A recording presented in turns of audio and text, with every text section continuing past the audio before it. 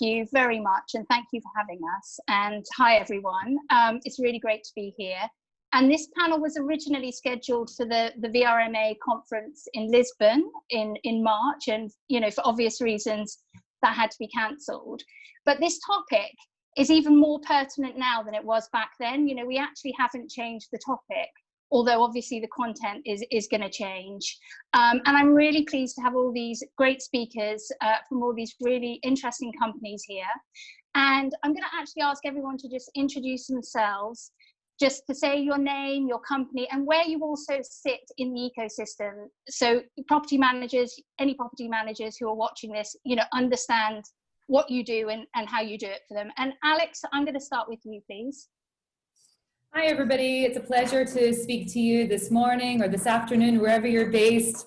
I'm from Wishbox. We're focusing on guest communication and even more relevant to the COVID-19 era, we're facilitating property managers to do remote check-in and upselling and cross-selling.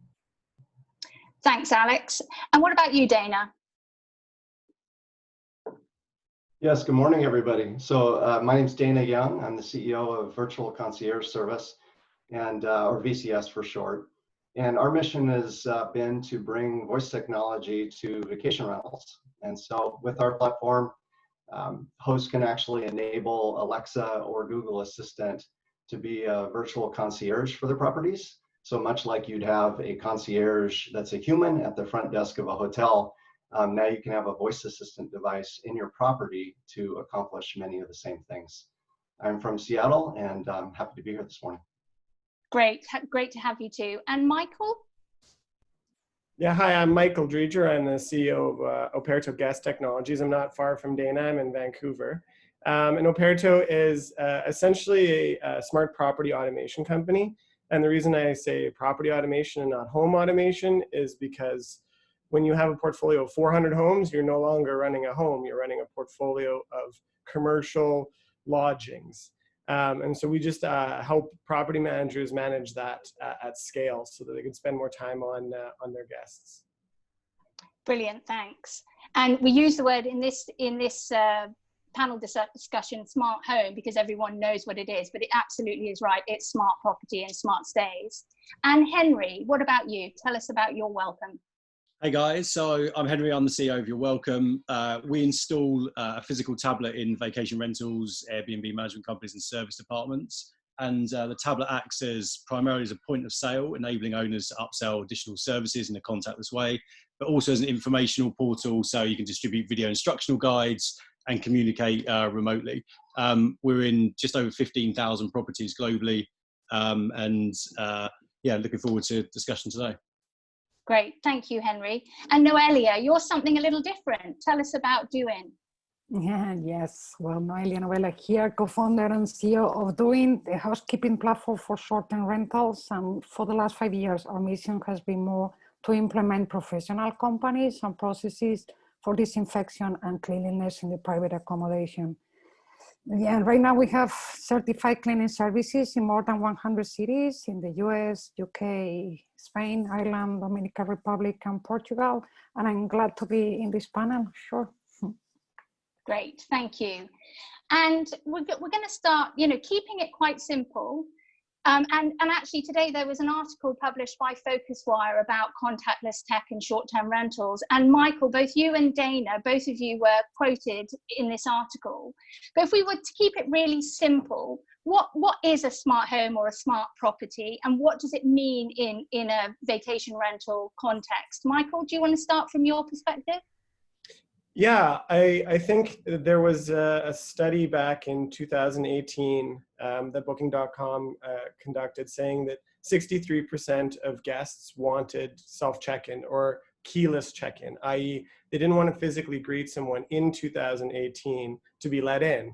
And there's a reason for that, it could be delayed. You've got that little bit of question is the person actually going to show up? And then you're left stranded outside. So it's that tension piece. It's much higher now. We conducted our own survey recently, and it's not surprising that it has gone up.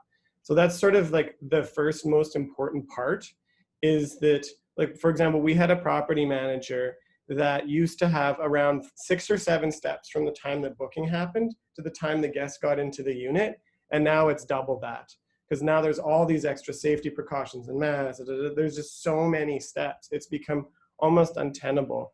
So that is probably the most important part. And the best part is that the vacation rental industry has been doing this for a while, but not at scale. That's the problem. They have, I would say that less than 10% of vacation rental property managers actually use a smart lock with rotating codes.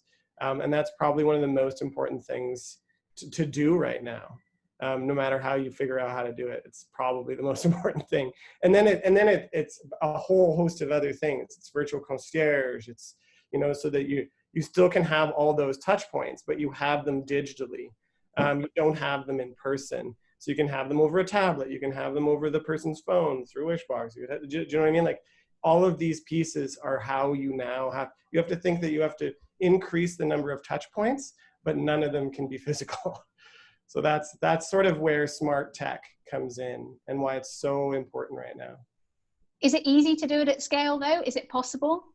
Oh, definitely. Yeah, we've got clients that you know, that have implemented at the hundreds, thousands of units level. You just need to have a really good system for managing everything centrally. That's the main thing. Just connected systems talking to each other, right? Same with, it has to connect to your cleaning, because you have to know whether someone's coming or going, or when a room needs cleaning or when it doesn't need cleaning. You need to connect it through to point of sale things. You know, they might want a mid-stay clean. They might want to check in early. They might want to check out late. These are things you can charge for, right? But they're also things that you'll need to be communicating around. So it can definitely be done at scale. Great, thank you. And Dana, voice technology, you know, is something different again, and it's, you know, booming over the last couple of years. And you know, I remember the first time, you know, my children introduced me to, you know, Google Home. I was amazed by it, but now it's commonplace. And where does it fit? Where do you see voice technology fitting within professional the short-term rental industry, or for professional property managers? Yeah, you bet.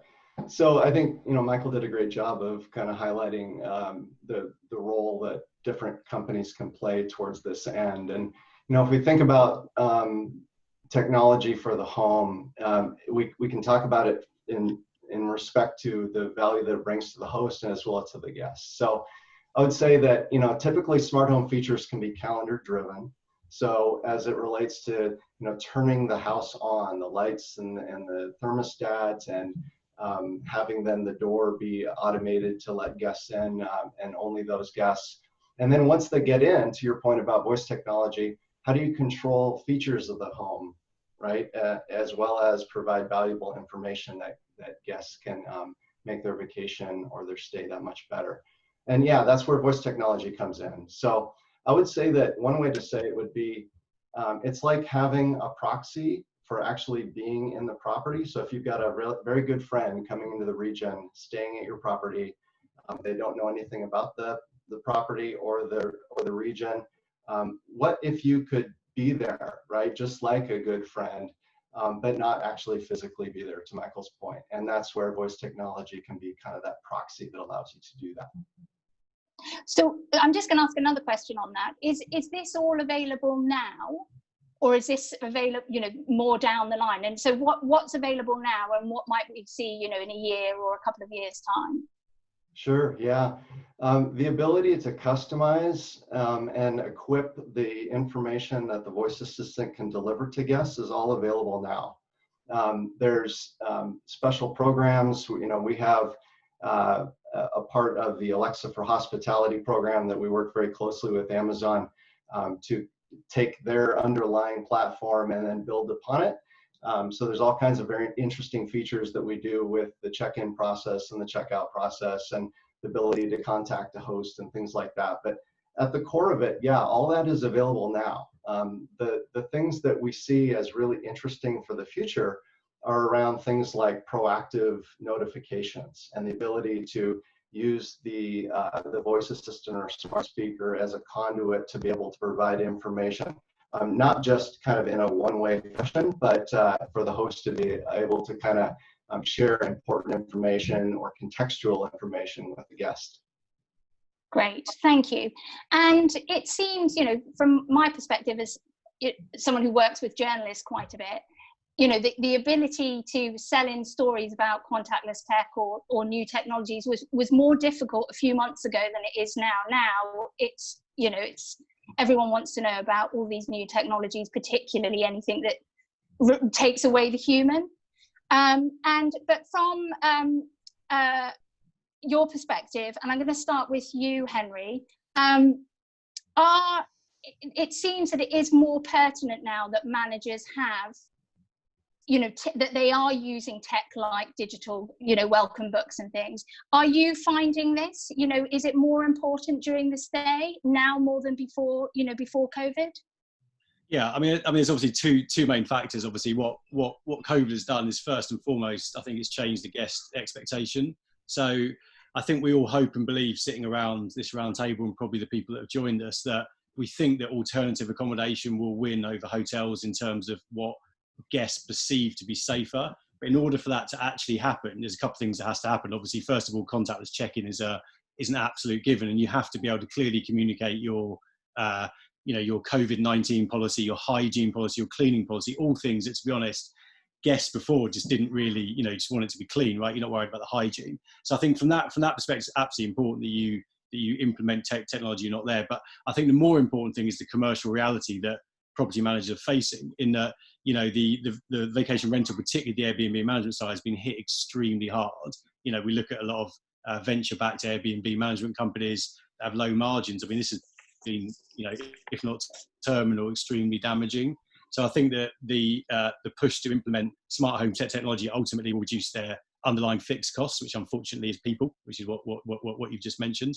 And also the other driver is going to be, as well as the price per night and your occupancy rates. I don't think you can look at next year and say it's going to be the same as 2019. You're facing increased competition, potentially lower pricing, lower occupancy. So therefore, like all businesses, you need a reduced cost base. So typically automating and making things contactless helps with reducing that fixed cost. Yeah, and that actually brings me on to my next kind of question, is that educating consumers on technology that is new and, you know, that they may never have used before is hard. You know, it's not easy, but actually the pandemic has made that job of education a lot easier, because, you know, we all do know that what we need, we all know we need keyless check-in now, and, you know, we don't, all sorts of other things as well in all kinds of areas. And so the pandemic, in a way, has made that education piece, that change piece, a lot quicker than it would have been otherwise. But are you actually seeing this translating into what property managers are actually doing? So we can sit here and say yes, and the press can sit here and say yes, contactless technology, you know, different kinds of things are what everybody needs to be doing, or what the guests are expecting. But is this translating into what you're actually seeing from property managers? Michael, do you want to start with this one? Yeah, I wouldn't mind, because I was having this conversation with Simon the other day about, and in our survey again, we found that people still want to stay in hotels. They really do. And that's a comfort thing. That's a standardized thing. Like when you're feeling, you know, like tension or unease, you want to have something reliable that you know. The vacation rental industry has not done that yet. Sadly, hotels have. This is why people still prefer hotels over short-term rentals. The sad part about that is the vacation rental is a way better amenity. It's a far better amenity. It's just that the industry hasn't really spent the time to do it. So most of our influx of new customers are hotels. They're not vacation rental. So what's happening right now is that the hotels are pivoting to be more like vacation rentals, and the vacation rentals really aren't doing as much as I would have thought they could have done. Like I know that a lot of, like, even I think Alix at Wishbox has even probably been a lot busier with hotels. And I'd like to hear if you had the same experience. I think Dana probably, I think I heard from him as well, that he's got more interest from hotels than he does from vacation rentals. Which is I don't think anything this audience wants to hear, because it just is going to increase the margin. I think we pat ourselves on the back in the vacation rental industry, but I think we need to be worried. I think we need to work harder, way harder. Okay, thanks, Michael. Alix, do you want to chip in here? Are you seeing that there's more interest from, is it easier to convert those inquiries or get those inquiries and leads in? Well, typically when we were talking about things like contactless check-in, so these might have been things that were nice to have, or things that property managers had perhaps forecast doing in a couple of years. And now, whenever we talk about contactless check-in, they know exactly what we're referring to. They know that if they want to open up, it's completely essential.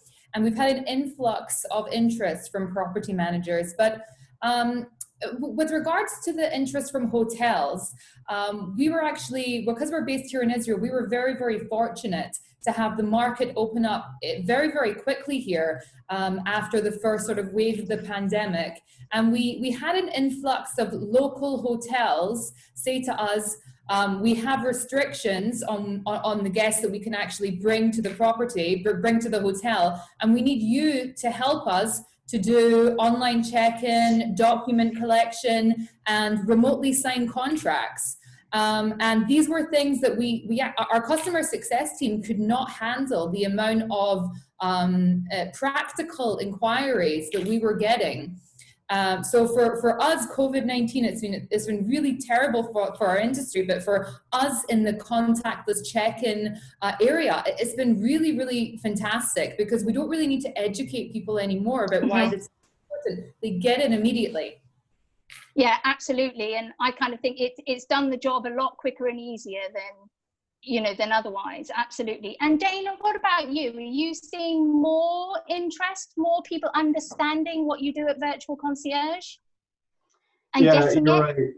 In terms of being all over the press, I've been following this so obviously very closely, and there's certainly a lot of stuff out there. One study I just saw is that 77% of respondents to the survey said that they would increase the use of touchless technology during COVID-19 to avoid human interaction.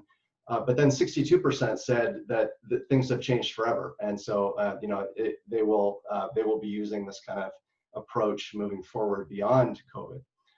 But the direct answer to your question in terms of the impact to our business is actually, unfortunately, the answer is I don't know. I can tell you that if I compare this period over the past couple of months to the year prior, that the number of interactions on our platform that guests have had has more than doubled. And that makes sense because we've added a lot more properties.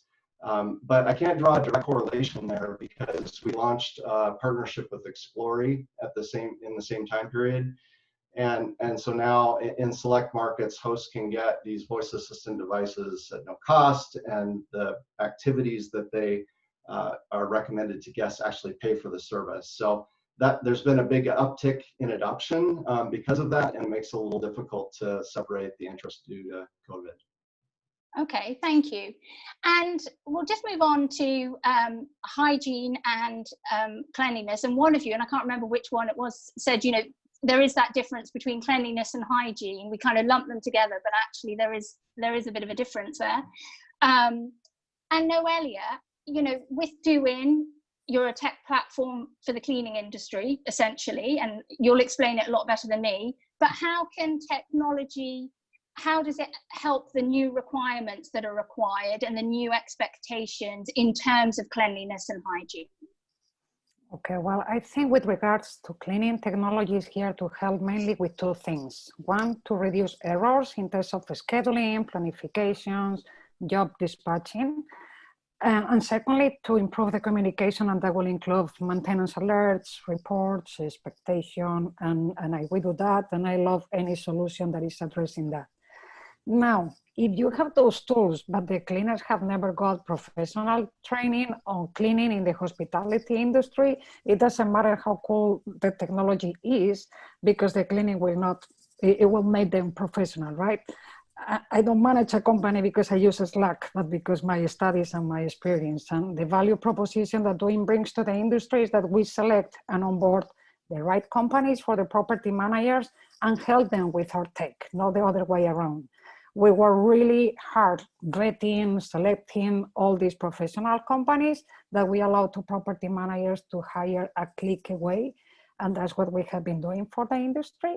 But now if the OTAs want to guarantee or to offer guarantee cleanliness, I don't think that the solution is to publish a protocol or a list of tags and leave that to the hosts on their own to implement this. Okay, the solution is technology like the one we have created that somehow guarantees that the service is done by someone that has had the proper training and that actually goes much further than any protocol, because the experience they have, because the chemicals they are able to use, because the linen is rented and commercially laundry, and especially, yeah, all this experience. But yeah, well, this is more like a personal opinion.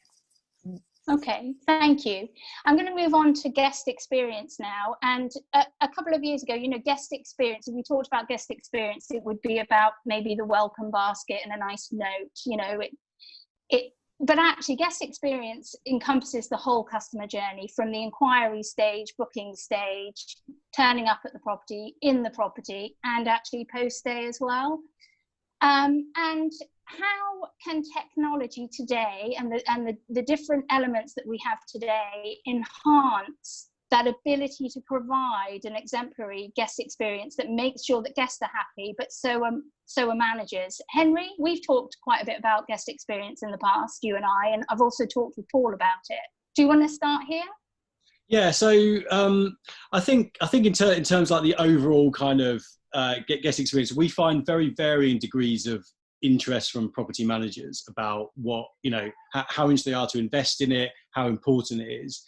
And we kind of break it down broadly, where if someone's got let's call it a prime portfolio on Miami Beach, it doesn't matter about your guest experience, you're going to get a high price, people are going to pay it, they're going to come in, they're going to dump their bags, and they're just out of the flat, right? So those property managers investing in guest experience stuff is a challenge, quite honestly, because they're like, it doesn't impact. And actually, our tablets, we have access to all of the searches that guests do, and we can see a massive disparity about the interaction with the amount of searches in properties like that compared to potentially rural ones, or indeed in other locations. So I think that like it's quite important what your portfolio is as to how important the guest experience is. And we also see a big difference between traditional vacation rental and Airbnb management companies. So, you know, the model of Airbnb management companies is typically go in there and just, you know, do as little as possible in the property and just be on top of, you know, outsource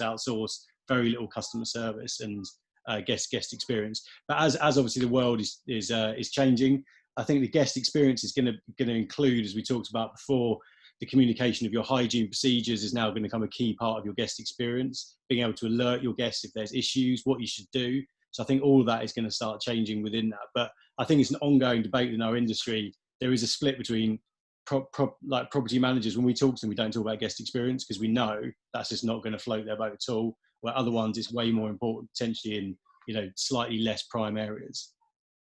Great, thank you. And Alix, Wishbox, you know, you're very much involved in guest experience and all of that. So what's your perspective on this?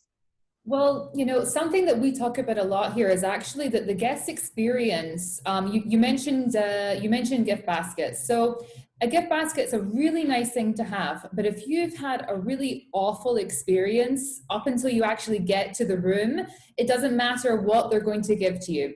If you've had to wait for 4 hours in a queue to get your key, you haven't had a good guest experience, right? So we take the opinion that the guest experience really, you know, it really begins far earlier. So it begins really when the person has, when the guest has booked the property, when they've explored online, when they've already, you know, searched for some information, or even made an intent to contact the property. So by this point, they've really already made a decision. And what we're doing at Wishbox is, because we're managing the entire guest experience from the point of the booking and the online check-in, we actually allow the property manager to really manage this entire guest experience, and they don't need to provide a one-size-fits-all, right, kind of approach, because that's what a gift basket essentially is. So you wouldn't really offer the same experience to a family that was coming to stay in your property than you would to say like a bachelorette party or a hen do, you know?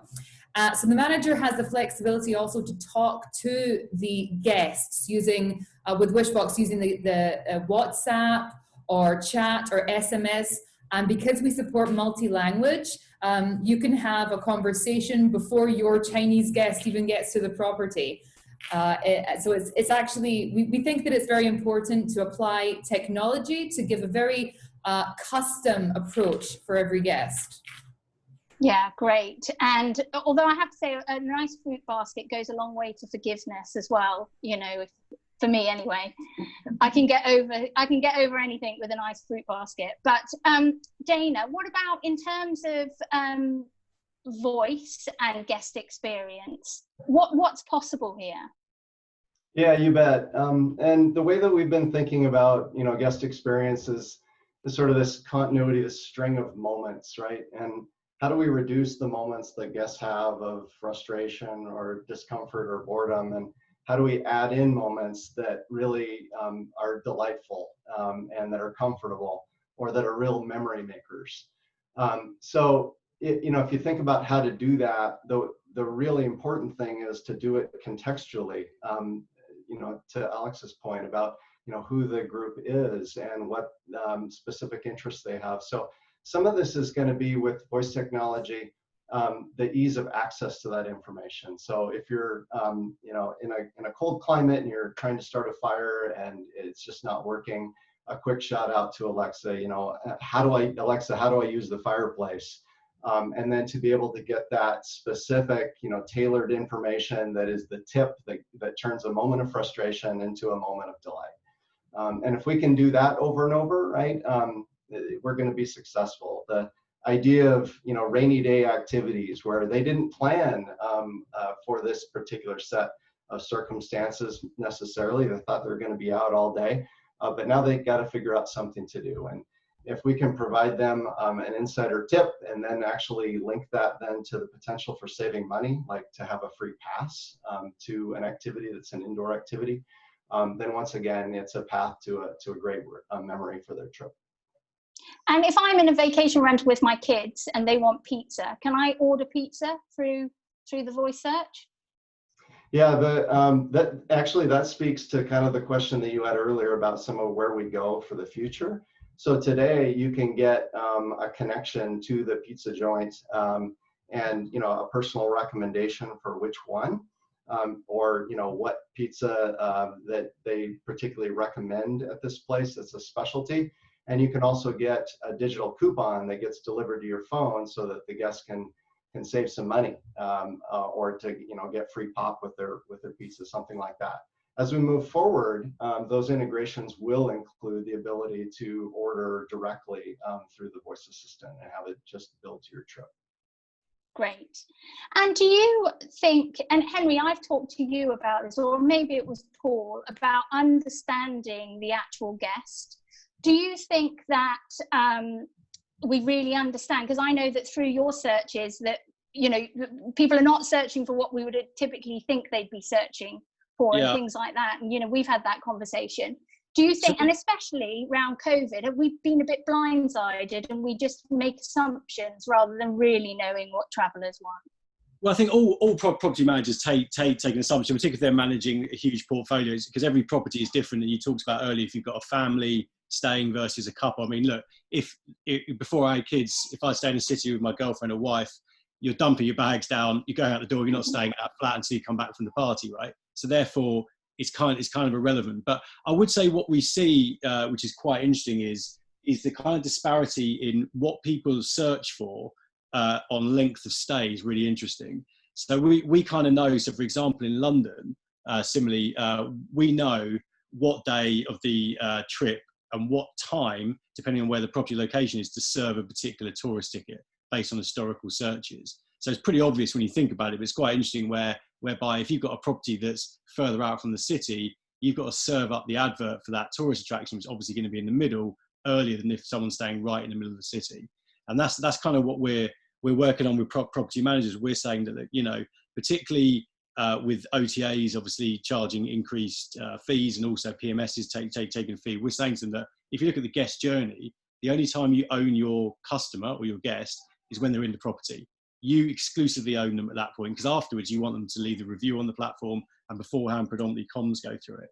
So we're kind of encouraging them, giving them some data around, look, we know that on day 3 of a 5-day stay, you are most likely to sell a tourist ticket. First 2 days, people are always planned. First day are tired. Second day, they've got their big thing. Day 3, and it's day 3 between 8 a.m. and 11 a.m., depending on where they are away from the city. So I think that's quite an interesting thing going forward, as to whether or not property managers are going to be more open to looking at data, as opposed to, well, look, I've been doing this for years, Henry, you're in London, I've sat here in insert wherever it is, how do you know? And I'm like, well, I know because I've got 500 properties in the same area and I can see what people are searching for. We really know, probably more actually, in some degrees.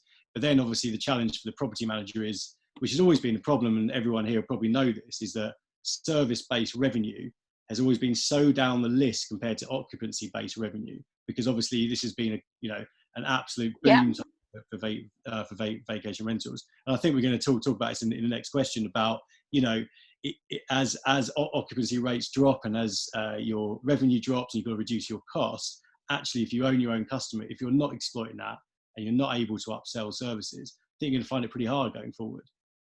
Yeah, great. And just on that topic of data, we're just about to publish an article by Richard Vorton on Pillow Talk Media, where he talks about trends and what's changed in the industry. And one of the things he highlights as being vitally important, for all the reasons you said, is data, is really understanding your customers, so that you can actually max the revenue and, all sorts of different things. But we will come back to that in a bit. I just want to talk to Michael first on this topic of misalignment, perhaps, between what we think, or as property managers might think, or we think that the guests want and need, and in reality, what they actually want and need. What do you find, from Operto?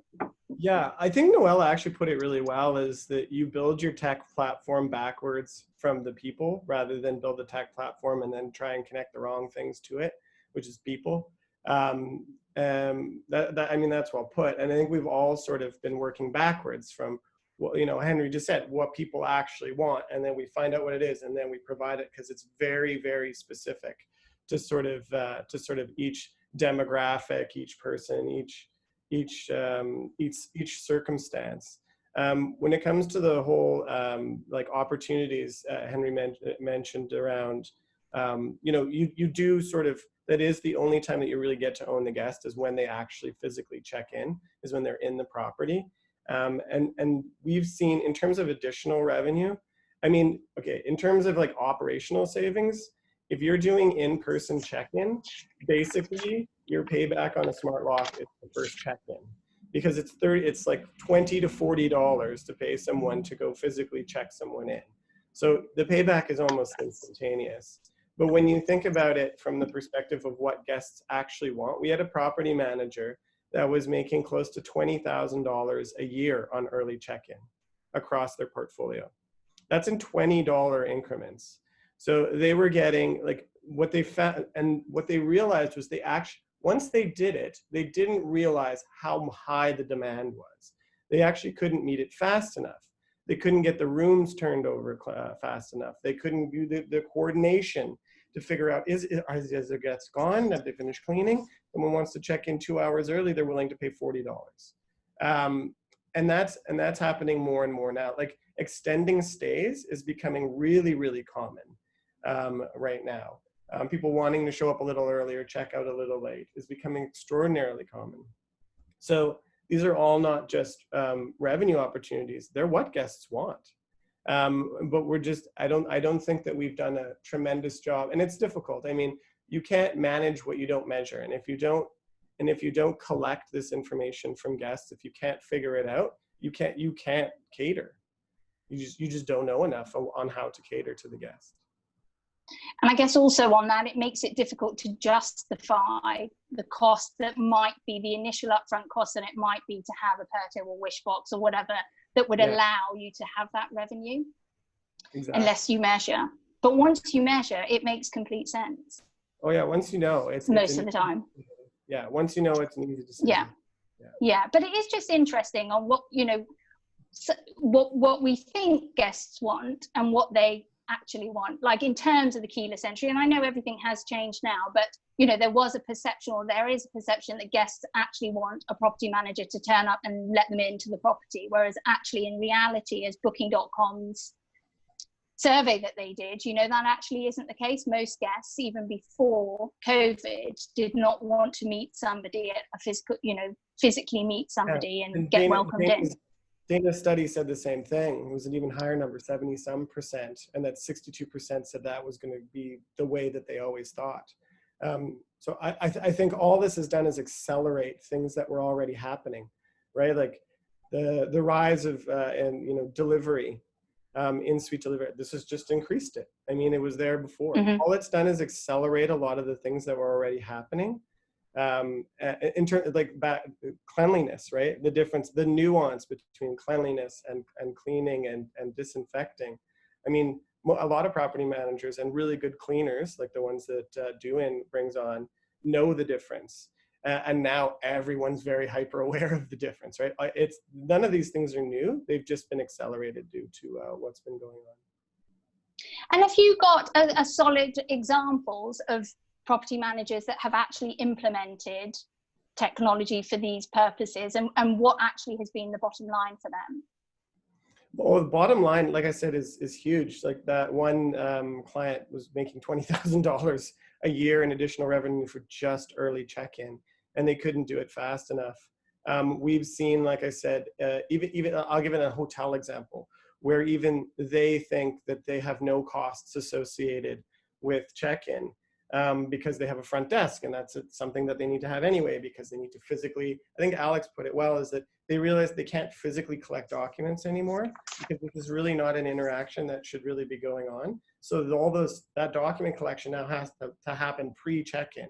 So like before they physically show up, and them signing of things needs to happen pre-check-in before they show up, right? So now that can all be done digitally, so that now you're able to remove most of the functions of the front desk, and the front desk can just sort of be a warm hello and sort of like, do you need anything? Like it could also be done virtually, as per Dana is saying. But one of the things that's most interesting is I don't think most people realize how much physical keys cost them. In one instance, we found that we saved a hotel 33% on key cutting costs. I don't think anyone realizes how expensive a key actually costs. A fob is extraordinarily expensive. If you're in a service department example and someone loses an apartment fob, it's hundreds of dollars to replace an apartment fob from the landlord. Even in the instance of a hotel, these new RFID key cards that are also meant to be opened with a phone are very expensive. And people and guests don't know that. They take them home, they leave them they recycle them, you know, whatever the case may be. I don't think now that we're hyper aware of our costs and we're looking very closely, I think it's really eye-opening for a lot of property managers to what their operating costs and their missed opportunities have been over the last few years. The other thing is we move on so quickly, don't we? But it wasn't that long ago, only a few weeks ago, that we were actually in lockdown, and a lot of properties were able to house key workers, frontline workers, because of their use of technology. And we sort of forget that. That's gone and done now. But we had a lot of clients that were doing that. And what they've told us post-COVID is that was one of the best PR things they could. They didn't do it for PR. They did it because they were near a hospital and they wanted to host frontline workers. But the amount of brand loyalty effectively they got, I mean, they have very little in the way of brand, but the amount of loyalty that they got from these people and these people's families was amazing, immeasurable, right? Mm-hmm. Great. And Alex, do you have any examples of you can sort of tell us, like, quantifiable, you know, if I'm a property manager and I really want to know what this would actually do for me and my business, you know, have you got any examples? Yeah, well, we definitely do, because when we had a significant amount of property managers that opened up quite really the pretty long time ago, because in Israel, we're sort of 2 months behind you guys in the rest of the world. Then we went through the pandemic very, very early, and then we opened up quite a long time ago. And a lot of our clients came to us and they said, we need to open up. We want to open up, but instead of 10 members of staff, we only have 1 member of staff. So we understood very, very quickly how property managers could operate with a very, very slimmed down workforce, okay? So we now know that it's the Wishbox, with all of our automatic communication per guest. That's all of the emails, answering questions, doing the check-in process. This comes to around 20 minutes of communication per guest. So where somebody sitting at a check-in desk could do 5 check-ins per hour, Wishbox can check in 1,000 people an hour, 2,000 people an hour. And in terms of money, we know that this turns around to be around $12 of extra revenue per guest in early check-ins, in offering them transportation services, or even a guest taking advantage of like a mid-stay cleaning. And because we have a marketplace that's actually part of Wishbox and what we're offering, we've seen a massive uptake. Property managers offering grocery deliveries as an additional stream of revenue, and things that really they never ordinarily thought of doing. Great, thank you. And we've actually had a couple of questions, which I'm just going to sort of jump in and just do these questions. And we've had a question from Eric, and the question is, and how do you solve the possible challenge of a company investing in technology that might be quite quickly out of date and irrelevant in a couple of years? So it is that justification of investing in technology. And I don't know if any of you read, a couple of weeks ago, Skift wrote an article about technology, and it was about hotels, but it was about the technology that has a relatively low, which I think all of you do actually, it's a low investment, it's a few dollars or whatever it might be a month. You're not paying thousands to implement something into your business. But how does that work? How do we get that balance between investing in technology but knowing that technology might be out of date? Who wants to answer that one? I can start, and I think because most of the platforms here are software, so there's actually not a ton of investment. They're really software driven. And even in Dana, like Dana even mentioned, that it basically pays for, it's the actual physical device is paid for by the bookings generated and by the booking company that does the bookings. So it's gotten a lot more creative. And I think that definitely we were in a phase for a while where IoT devices were really in their infancy. They really were. I would say that in the last, I wouldn't even say 5 years, 2 years, that has changed dramatically. So smart locks have been around for a very long time, definitely. You had algorithmic locks, you had all kinds of different locks. And definitely that technology went out of date as the various frequencies changed, as we moved from Zigbee to Z-Wave to Bluetooth and all of these, really nerdy things. But I think what's happened is that the industry now is at a level of maturity in terms of IoT physical devices, that as long as you're thinking, and I think the question was about ROI, as long as you're thinking of the ROI of the device, you're making a smart decision. So a smart lock obviously has a very quick return on investment. A smart thermostat also does, because most of your energy costs and your comfort complaints are associated with that device. So that has a quick payback. Everything else is a little slower, obviously. I mean, a sensor device is probably going to be protecting your property. But yes, sensor technology will change over time. But to your point, they're very low cost items now. Mm-hmm. They've really come down in cost. It's sort of like when you first bought I remember when I first got a VCR and it was thousands of dollars, and then you could buy one for a few hundred, and now you can't buy one, right? But like that's always something that you deal with technology. Yeah, it's low risk. It's relatively low risk, and you relatively low risk. The ones that we usually recommend to people. Obviously, software has an immediate ROI, and a physical device can have, in this case of a smart lock, almost instantaneous. And for a smart thermostat, it's a couple months, right? So it's the right question to ask. But it's just, if you've had bad experiences in the past is the past, that things have changed quite a bit. Yeah, and even though there would be an upfront cost, perhaps for a tablet or for an Alexa, Very low. It's low, isn't it, Henry and Dana? In terms of, it's not huge. Obviously, when you're talking thousands of properties or hundreds of properties, it adds up. But I think it depends on what type of company you want to be, right? So we quite quickly, when we're talking to prospects, determine whether or not someone's an individual owner that wants to get to 10 properties, and what they actually want to do is run as a lifestyle business. They want to meet everyone. They want to be involved. They want to do this. And when you talk to them and say about cost saving, they go, well, there's no cost for a call out because I do it myself.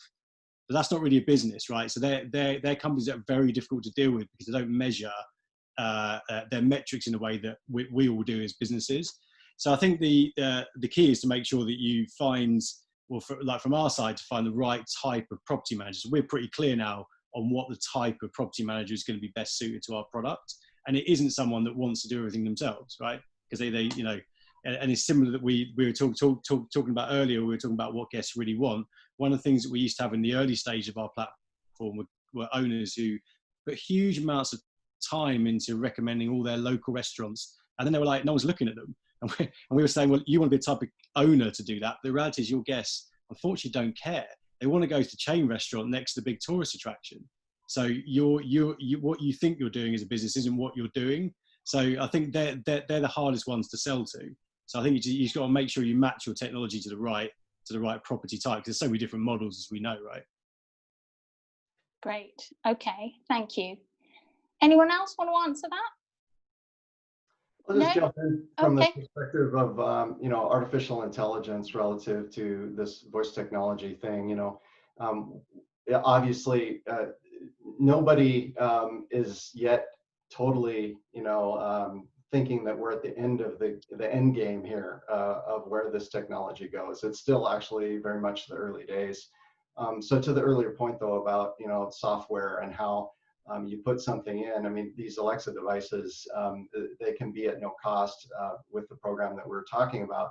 But then once you have that in, it's really just a smart speaker that's got some cool technology for far field, microphones. But that's all the learning that it does behind the scenes in terms of, over time, the ability to gradually understand more and more variations of guest inquiries and things like that.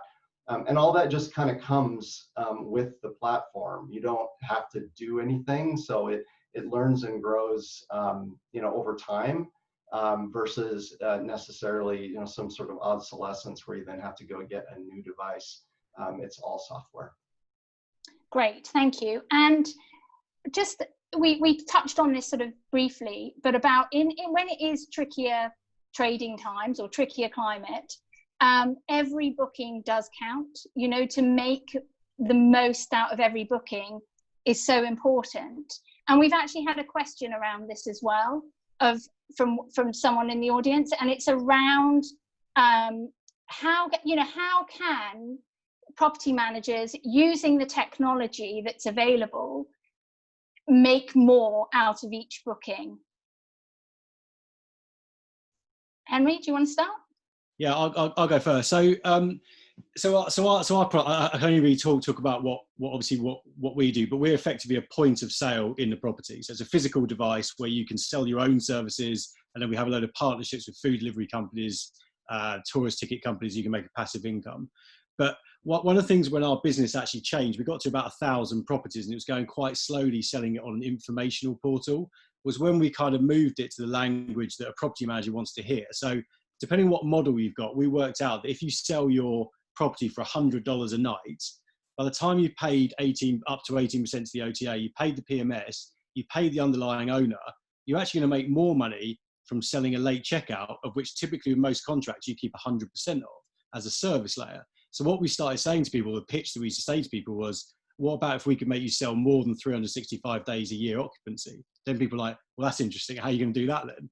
As a point in that, actually, because most contracts with property managers, you're paying them a percentage of the occupancy revenue, particularly with a service like ours, where all the service revenues outside the PMS accounting software, typically owners can make significant revenues from doing this. And what we've seen is, initially, we were talking about early check-in, we saw a lot of pushback for late check-ins. So how our system works is, when someone wants a late check-in, we take a pre-auth payment, and we send a notification to the property manager saying, do you want to do this, yes or no? And we always have this when customers first start with us. They say, we're not going to be able to do this, it's too hard. Then what happens, we've got 100 properties, they start getting $40, $50 requests. People then start taking notes, go, actually, this is a pretty significant revenue stream right here. So I think as long as you have a clear idea of what you think you can sell and what your audience is, i.e. your guests, I think all the technology here have merits in how you can increase profitability and potentially with us significantly actually upsell and drive additional revenue streams as well. Great, thank you. And Alex, do you want to add in here? Yeah, I think that with everything that's been going on at the moment, property managers are really they're considering their profitability and their bottom line revenue. And because we allow the property manager to really embed everything within the guest app, it allows the property managers to offer their entire inventory of recommendations directly to the guest phone. So that could be an early check-in, that could be a late checkout, that could be a mid-stay cleaning, and especially because they're getting it to their own device. This is how we are accustomed to buying things nowadays. I mean, I'm sure everybody on the panel knows that the vast majority of any of the shopping that I do, whether if it's for clothes or if it's for groceries, I'm doing everything with my phone. And what the property manager doesn't have to do is they don't have to offer a laundry list of products or pamphlets or add-ons to the guests in very awkward ways. Now it's going directly to the guest's phone, and because I personally think that it's a little bit too salesy or even a little bit aggressive to kind of say to somebody, hey, hi, how do you feel about an early check-in? But because we subtly suggest it to the guests as they're doing the online check-in, they don't really feel that it's a very pushy angle, and they actually just feel like it's a very natural, holistic part of the check-in process. And naturally, it is a very salesy thing to do. And we actually have clients that have gotten very inventive with what to offer to their guests. We have one that's offering dolphin and whale watching, and obviously one that's very, very important is the transportation service pickup, where we actually have a 20% success rate in upselling this. We have a 20% conversion rate if it's placed in the correct space within the online check-in process, within the phone check-in process. Did you know what your conversion rate is for the early check-in or the late checkout? Okay, so for the early check-in, I believe that we, so the way that it works with Wishbox is obviously we check to see whether or not it is available that night because we're syncing with the property management system. So they don't really have to do anything to take advantage of this early check-in. It's 100, it's not something that they're actually having to manage. I think for this we have around the same conversion rate, but obviously it is much higher because it is a very passive income, and we're offering it as like a natural sort of check-in process. Great, thank you. And anyone else, like in terms, it's sort of obvious, when you can add services to your booking that you can make more money out of it. But in terms of reducing costs, and Michael, you have talked about this a bit today, but anyone else want to sort of say, or you, Michael, as well, to say about how, if I'm a property manager, I'm going to use your tech. What does it really mean for my business in terms of I'm going to save money or have higher profits? Yeah, I think operationalizing these services actually is the hard part. And this actually, I have a question for Noelia, because this is one of the things we see more and more, is that the number one reason that you can't offer early check-in is because you can't coordinate fast enough or in the right means with your cleaning team. So especially in the States, we hear a lot, well, my cleaning team, there's no phone app I'm going to be able to give them that they will actually use. And it's sort of like when I originally started doing the whole check-in thing, I said, well, my dad, who's a 7-year-old Mennonite who never finished school, he has to be able to check in. He travels more than any of the 20-year-olds in my office, right? Like if he's not able to use this tech, this is where it's going to fall apart. So while a lot of this stuff is really great, operationalizing it and actually making the most of it, especially on the turnover side, is by far the most important thing. So I actually would like to hear from Noelia a little bit on the on sort of how they're starting to train cleaning teams to maybe they're training them to use tech a little bit more than they would in the past. I'm curious more than anything. Yeah, Yes, great. Noelia? Sure.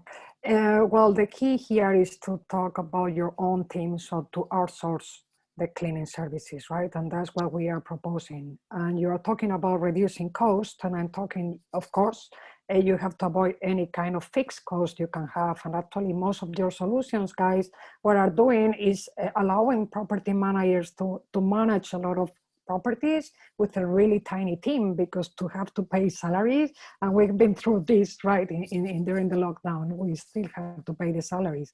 So when you outsource the services, you only pay for the services you need, right?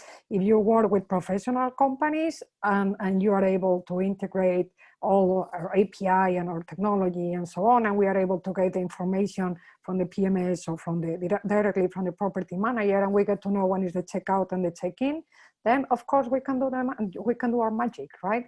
Because we are working with companies that sometimes they have 1,000 employees. So if we agree that we are going to make the cleaning in that time window, we will do it and we will manage. And it's not your problem anymore. We don't have enough people for doing an early check-in. It's really not your problem anymore. So yeah, we have to take in considerations how to save money as well, not also how to make more money. Yeah, great. Thank you. Right, we're coming up to time and we've got to finish now, but I want to ask one last question.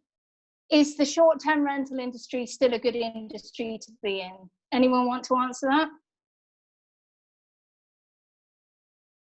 Still good, still exciting, still pleased we're here? You're in? Come on, yeah. I mean, we have so much to grow, and I believe it has been a great opportunity to open our mind in many ways. And you are saying amazing things, again, about automation and so on. But we're not talking about something super interesting, and maybe it's different in Canada and the States or even in the UK. But right now, the occupation rates in London or in Barcelona are really bad, right? So the only way for most of these property managers that are usually located in the main cities is to manage properties remotely, is to manage properties where the occupation rates are good. I've been on holidays recently, and they were telling me the occupation rate was 95%, and in Barcelona it's 15%. Come on, if they have the knowledge and they have your technology for opening the doors, and they have a partner like us that we rent the linen, and they can be making money with those properties from day one. Come on, wake up, guys, really, because it's the only way for a lot of these small, medium property managers in the city to survive. We are talking about surviving right now. It's not even to save money or not. It's really a surviving thing. So yeah, that's my pitch here. Yeah, but great answer, Noelia. Come on. Yeah, great answer. Thank you. Yeah, Henry? Yeah, I was going to add to that. One of the things that has surprised me a little bit in this is, so we like everyone has lost customers and properties, but what's quite surprised me is the amount of properties management companies that are running on such fine reserves of cash. So actually, like, a lot of our CRM have not just gone, they're gone, dead, like very, very quickly in a 8-week period. So the knock-on effect of that with the investors, it depends on what stage of investment you are, is now they're rightly paying a lot more attention to who are your customers, and actually that recurring revenue stream as you go forward actually in the event of this, because your potential subset of your customers actually they have a very low cash reserve, that means you can't guarantee that on next year in this environment. So I think in terms of, is it a good industry to be in? I think it's a really good industry to be in for all of us that have established, we have funding, we have a good runway. I think if you're coming into it right now, with new technology, it's going to be hard to raise money. No question about that right this second, just because hospitality is right now a very unpredictable industry. And also the other thing that we're all going to see for all technology companies is, I think everyone's going to pay a lot more emphasis onto the bottom line as opposed to pure growth. So I think it's now going to become, all of us as management teams probably have slightly different approaches that we're going to take over the next 18 months than we would have done in the what we can now call the golden era pre-COVID, right? Yeah, so. And that's interesting because actually about a third of our conversation has been about the bottom line, not about helping managers grow, which 4 or 5 months ago, that's what we would be talking about. But we really must wrap it up now because, and I'm going to hand it over to Ryan, but thank you all so much. Been really great talking with you all. Thank you. Yeah, thanks everybody. Just as a reminder, this is going to be recorded, so please keep a lookout for that, 24 to 48 hours. I want to thank our panelists for everything again here. Have a wonderful rest of your week. Panelists, thanks again for your insights. And Jessica, I'll be debriefing with everybody later on today, okay? Perfect. Thanks so much, everybody. Bye-bye. Thanks, Ryan. Thanks, everyone.